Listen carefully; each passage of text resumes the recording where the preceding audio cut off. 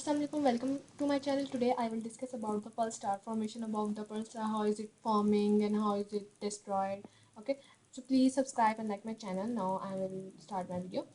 Okay, आज का जो मेरा टॉपिक है वो बेसिकली पल्स स्टार के बारे में और फॉर्मेशन के बारे में कि ये कैसे बनता है, इसकी डेथ कैसे होती है। आप जैसे देखते हैं आसमान में मिलियंस और बिलियंस स्टार्स एग्जिस्ट करते हैं, उन सब की लाइफ स्पैन बहुत शॉर्ट होती है, उनका लाइफ टाइम बहुत शॉर्ट होता है और जल्द ही डेथ हो जाती है उनके। और स्टार्स की डेथ कैसे होती है, जब वो ब्लैक होल बनना स्टार्ट होते हैं, राइट। तो अब हम देखते हैं कि पल्स स्टार होता क्या है। अब पल्स स्टार जो होता है ना, बेसिकली बहुत ज़्यादा ब्राइटेस्ट स्टार होता है। मैं इसकी भी रीज़न बताती हूँ कि इतना ज़्यादा ब्राइटेस्ट क्यों होता है। ये बहुत ज़्यादा ब्राइटेस्ट स्टार हो जाते हैं, राइट। अब इसकी फॉर्मेशन कैसे होती है कि जैसे मैंने आपको कहा कि अब जब से कायनात बनी है, अल्लाह ताला ने जब से कायनात को बनाया है, वब से लेकर आज तक जितने भी तारे आप आसमान में देखते हैं, ये नहीं है कि वब से लेकर जब से कायनात बनी वब से लेकर वो तारे ऐसे ही लगे हैं, सिवाय सन के। सन भी एक स्टार है क्योंकि वो भी सारी स्टार की कैरेक्टरिस्टिक को फुलफिल करता है।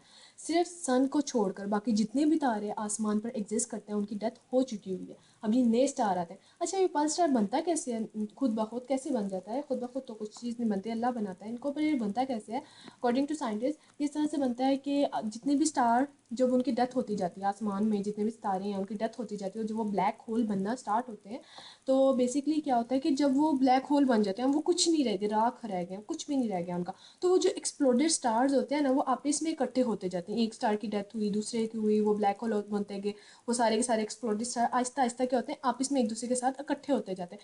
जब वो इकट्ठे होते जाते हैं तो अब देखें, वो भी मैटर है, जो एक स्टार एक्सप्लोड हुआ वो भी मैटर है, दूसरा स्टार जो एक्सप्लोड होगा वो भी मैटर है। वो जब एक मैटर दूसरे मैटर के साथ एग्जिस्ट करता जाता है तो उनकी मैसेज इंक्रीज करते जाते हैं। अब जब वो उनके मैसेज इंक्रीज करेंगे तो उनकी जाहिर सी बात है खुद ना कोई उनकी ग्रेविटी भी इंक्रीज करेगी। इस तरह से क्या होता है कि मैसेज इंक्रीज करते जाते हैं, एक्सप्लोडेड स्टार बनते जाते हैं। इस तरह से एक वक्त ऐसा आता है कि वो एक न्यू स्टार क्रिएट हो जाता है इन तमाम एक्सप्लोडेड स्टार से।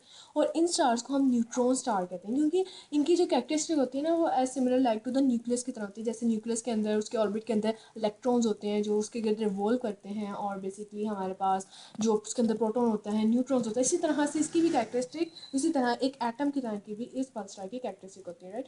तो हम इसको न्यूट्रॉन स्टार भी कहते हैं। अब इसकी वर्किंग किस तरह से होती है? अब आप जैसे जानते हैं कि ये जो हमारे पास हमारी स्पेस है जिसमें हमारी अर्थ भी एग्जिस्ट करती है, जितने भी सेवन हेवन्स हैं, इनमें क्या होता है कि कोई भी चीज़ है, जैसे सन ले लें, मून ले लें, जितने भी प्लैनेट्स हैं, मार्स, जुपिटर वगैरह, ये सारे के सारे अपने ऑर्बिट में रिवॉल्व करते हैं। हमारी अर्थ भी रिवॉल्व करती है, सन भी रिवॉल्व करता है। और बेसिकली पहले तो कहा जाता था जियो सेंट्रिक थ्योरी के मुताबिक कि सन स्टेशनरी है, ऐसा नहीं है, बल्कि सन भी अब आज की मॉडर्न थ्योरी के मुताबिक सन भी रिवॉल्व करता है अपने ऑर्बिट के लिए। हर चीज़, इवन कि न्यूक्लियस के अंदर जो प्रेजेंट प्रोटॉन्स और न्यूट्रॉन्स होते हैं वो भी अपने ऑर्बिट के गिर रिवॉल्व करते हैं, लेकिन उनकी रिवॉल्विंग की जो मूवमेंट है वो इस कदर स्लो होती है कि हम लोग उसको नहीं देख पाते, राइट। और हमने उसको निगलेक्ट कर देते हैं, लेकिन वो भी अपने ऑर्बिट के गिर रिवॉल्व करते हैं, right.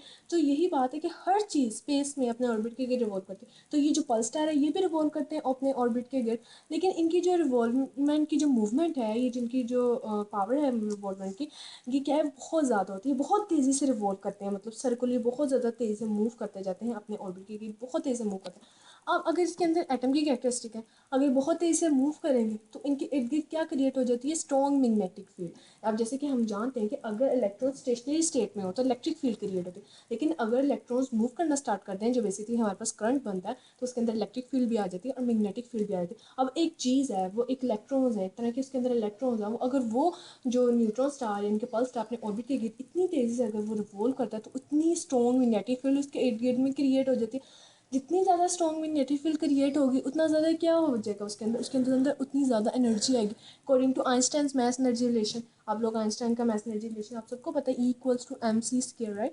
Equals to M C square के मुताबिक हम एनर्जी को मैथ में कन्वर्ट कर सकते हैं, मैथ को एनर्जी में कन्वर्ट कर सकते हैं। अब उनका मैथ बढ़ गया, वो और ज़्यादा रिवॉल्व कर रहे हैं, वो बढ़ गया, तो अगर उनका मैथ बढ़ गया तो उनकी एनर्जी भी बढ़ गई, उनकी एनर्जी भी इतनी ज़्यादा होती है। यही वजह है कि वो इतनी ज़्यादा उनकी ब्राइटनेस होती है, वो इतनी ज़्यादा शार्प लाइट होती है उनकी, और इतनी ज़्यादा ब्राइटनेस उनकी शो हो रही होती है। इसी वजह से हम लोग उनको क्या कहते हैं, ब्राइटेस्ट स्टार कहते हैं। लेकिन अब क्या होता है, अब उसका मैस बढ़ गया, अगर मैस बढ़ेगा तो ग्रेविटी भी बढ़ेगी, राइट। अब जैसे जैसे तेज़ी से मैस बढ़ता जाएगा वैसे वैसे ग्रेविटी बढ़ती जाएगी। अब वो اتنی طرح سے ریوالو کرتا جا رہا ہے، میس بڑھے گا تو انرجی بڑھے گی تو گریوٹی بڑھے گی، بڑھتی جا رہی ہے. ایک پوائنٹ ایسا آتا ہے کہ اس کی گریوٹی بہت زیادہ بڑھ جاتی ہے اور وہ دوبارہ سے کیا بننا اسٹارٹ ہوتا ہے، بلیک ہول فارم ہونا اسٹارٹ ہو جاتا ہے. اب بلیک ہول کی کیٹیگری یہی ہوتی ہے نا کہ بلیک ہول ہم کس کو کہتے ہیں کہ جب جس کے اندر گریوٹی بہت زیادہ آ جاتی ہے اور وہ ہر چیز کو اپنے اندر ایبزارب کر لیتا ہے. تو ایک وقت ایسا آتا ہے کہ اس کی بھی گریوٹی اتنی زیادہ ہوتی ہے، اتنی تیزی سے ریوالو کرتا ہے، اتنی انرجی بڑھ جاتی ہے، اتنا میس بڑھتا ہے کہ اس کی گریوٹی کیا ہو جاتی ہے، اتنی زیادہ ہو جاتی ہے. جب اس کی گریوٹی اتنی زیادہ ہو جاتی ہے تو یہ بلیک ہول فارم ہو جاتا ہے، اس طرح سے اس کی ڈیتھ ہو جاتی ہے. اور بیسیکلی ہم اس کو ناکنگ اسٹار بھی کہتے ہیں. ناکنگ اسٹار اس لیے کہتے ہیں کیونکہ جب یہ ریوالو ہو رہا ہوتا ہے، لائٹ اس میں سے نکل رہی ہوتی ہے، تو یہ ایک طرح کی ٹک ٹک جیسے کوئی دروازہ ناک کر رہا ہے، کھٹ کھٹ کی آواز آتی ہے اس میں سے. اور جیسے کہ آپ اس پکچر میں دیکھ سکتے ہیں، یہ جو ہوتا ہے یہ پلس اسٹار ہے، اس کے ارد گرد جس نے کیا میگنیٹک فیلڈ اور روکی ہے. Thank you so much. I hope you will understand this interesting topic. Okay, خدا حافظ.